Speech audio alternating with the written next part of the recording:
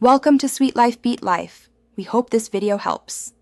You start by opening the Reshade overlay with the toggle key. This establishes control. You must verify the game window is focused so keystrokes register correctly. Once the menu is visible, make a quick save of your preset or note the active effects so you don't lose work. If the default key doesn't respond, check your game's keybinds or Reshade input settings now. Doing this early prevents confusion later and makes closing predictable. Now focus on the actual closing sequence.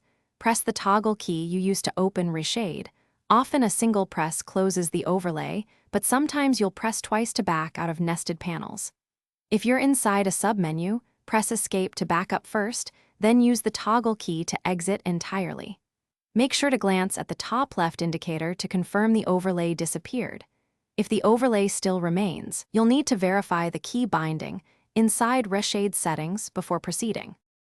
Finish by confirming gameplay responsiveness and that frame rate returns to normal once the overlay is hidden.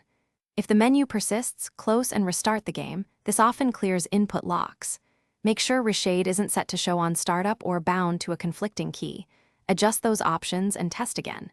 If problems continue, update or temporarily remove Reshade to isolate the issue. Key troubleshooting. Restart the game first, then change a keybind, and only then reinstall or update if needed. Thanks for watching. Consider subscribing if we helped you.